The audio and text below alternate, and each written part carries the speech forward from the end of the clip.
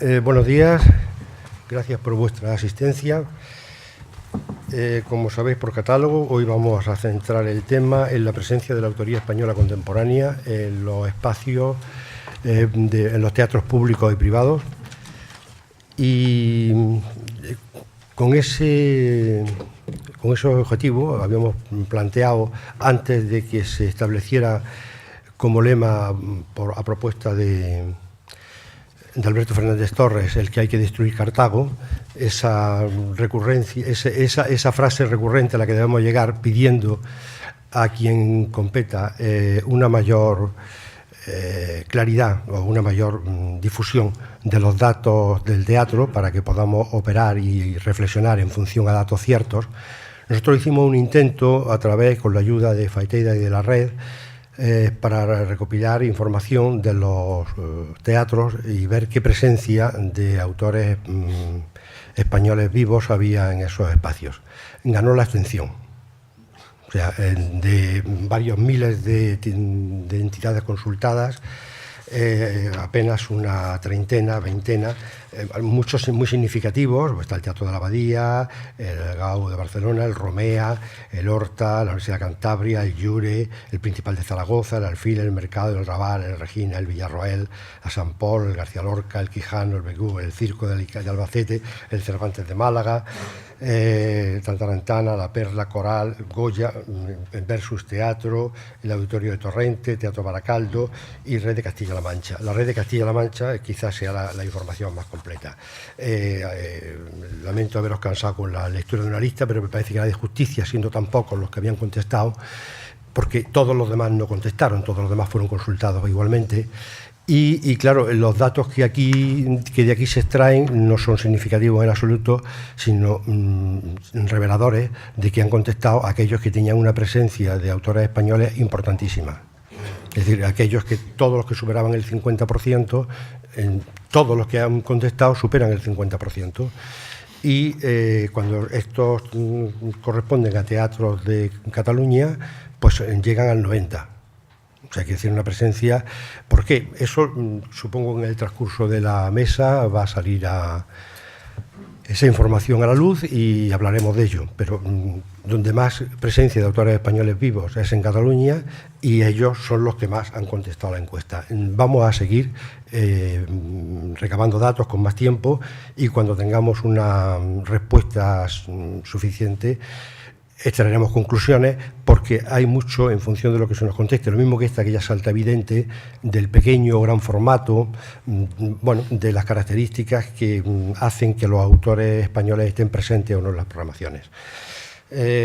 Yo voy a empezar la moderación de esta mesa, moderándome yo, con lo cual voy a hablar menos y callo ya. Voy a dar la palabra a los intervinientes, que en este caso, que en esta ocasión nos acompañan y que son representativos desde muy distintos ángulos. Por un lado, tenemos a Ernesto Caballero, autor y director, que de alguna forma viene a significar en esta mesa la presencia de un autor que está al frente de una compañía, que dirige, que monta, que está mucho más vinculado al hecho escénico de la representación de sus funciones.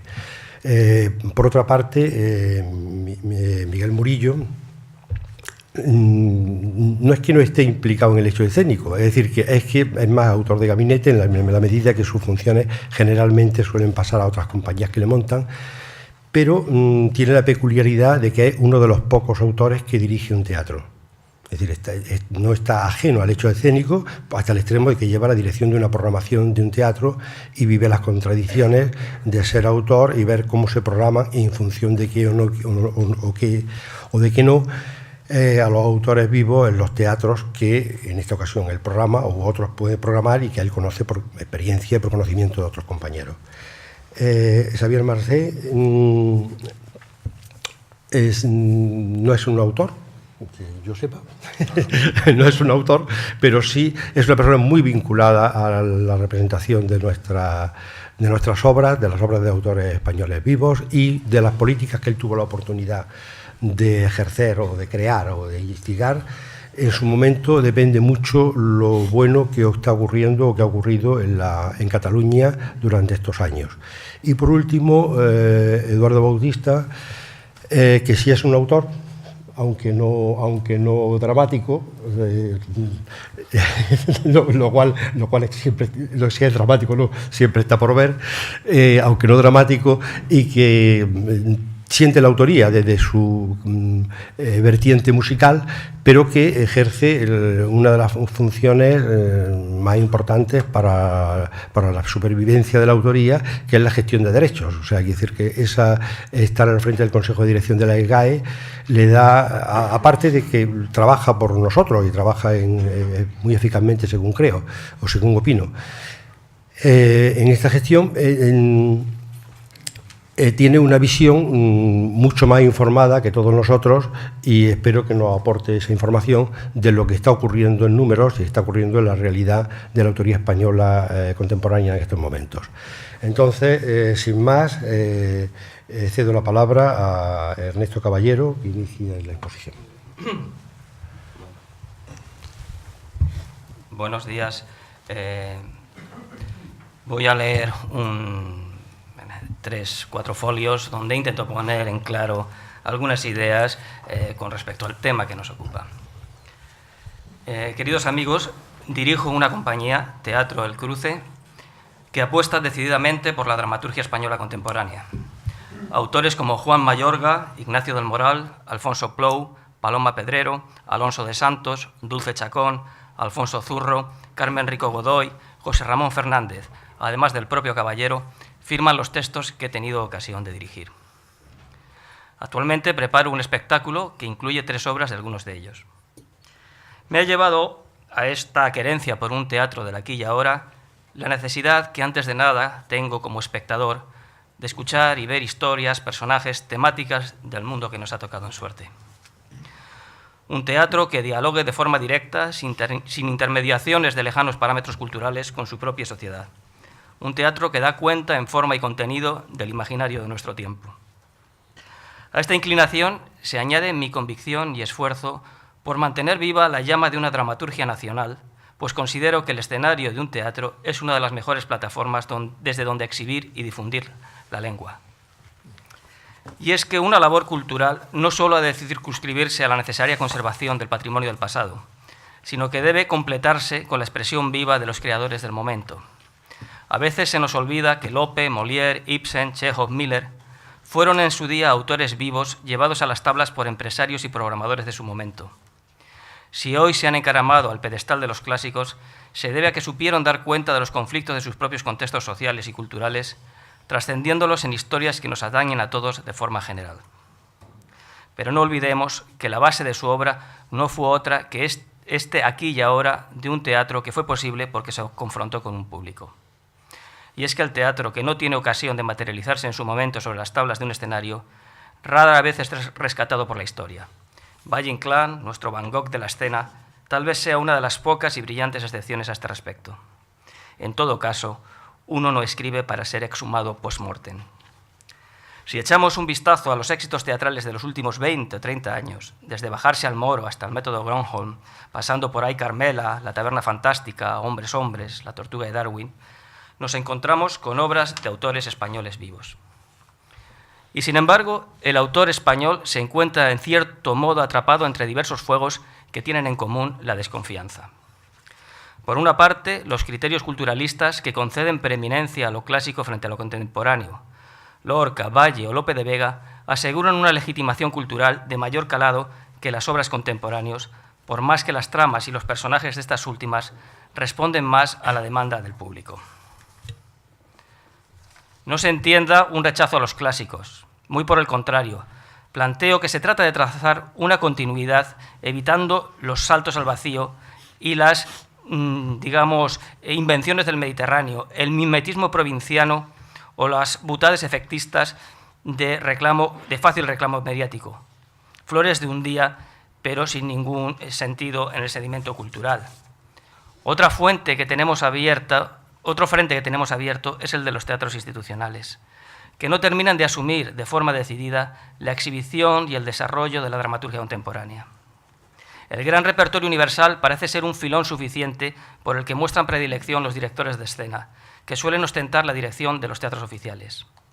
Eluden así la confrontación con el autor vive, tan necesaria para el desarrollo y mantenimiento de un teatro pujante.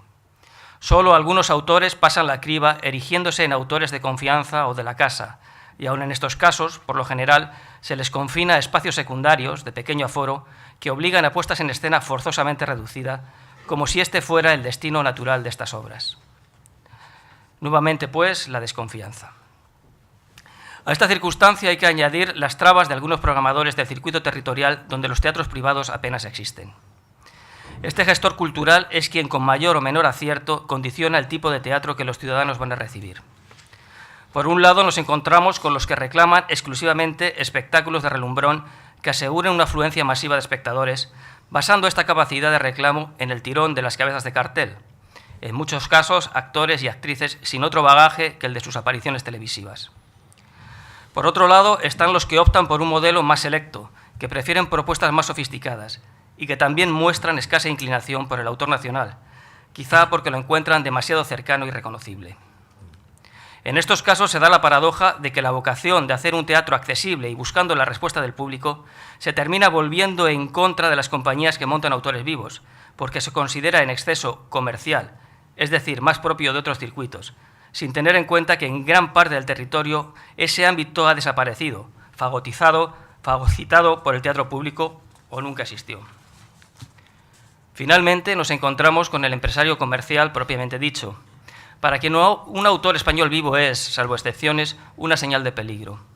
La legítima, pero estratégicamente equivocada defensa de su negocio le lleva a refugiarse en lo que considera valores seguros, es decir, obras de éxito aquilatado en otras latitudes. Sin reparar en que esa obra, que ahora es éxito en todo el mundo, tuvo una primera vez. Alguien arriesgó en un momento dado. Alguien supo vislumbrar el potencial del texto y arroparlo con una producción, dirección, elenco adecuados, permitiendo ese éxito inicial. ¿Cuántas veces una mala puesta en escena inicial, un mal estreno, frustran para siempre la posible vida de una obra? Todas estas prevenciones no dejan de extrañarme, y aunque procuro evitar interpretaciones conspiranoicas, tiendo a pensar que existen algunos espurios intereses encargados de desacreditar, o al menos minusvalorar, la autoría española contemporánea. Una refinada mano negra que pretende mover los hilos del tinglado cultural con un argumentario que pasa por rebajar o acallar las voces incontrolables.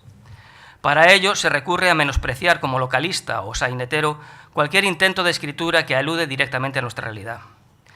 Paradójicamente se alaba un teatro que, haciendo lo mismo en otras latitudes, se contempla desde un miope papanatismo cultural con una óptica más indulgente. Incluso se alaba la capacidad de otras dramaturgias para reflejar y denunciar su realidad de manera rápida y directa. Es decir, el costumbrismo de los otros, ese sí se acepta sin reparo. Y es que aún persiste, instalado en algunos ámbitos culturales, ese canon supuestamente refinado que rechaza todo lo que suena a teatro del aquí y del ahora. Estas actitudes dejan traslucir el temor de, digámoslo, muchos directores de escena institucionales a que sus lecturas escénicas puedan verse eclipsadas por algo tan poderoso como es eso que ha dado en llamarse palabra de autor. Autor, sí, semilla iniciadora de todo el espectáculo posterior en la que está contenido un discurso específico. Para evitar esta concurrencia, la solución es expeditiva. El autor, cuanto más lejos en el espacio o en el tiempo, mejor. Sin embargo, la dramaturgia española es pujante. Se escribe profusamente, los textos interesan, los actores reclaman dramaturgos. En otros países se traducen, publican y estrenan textos españoles con mucha asiduidad. Y cuando muchas obras consiguen traspasar la barrera de los prejuicios y son ofrecidas en condiciones adecuadas, se convierten en los éxitos más sólidos de cada temporada.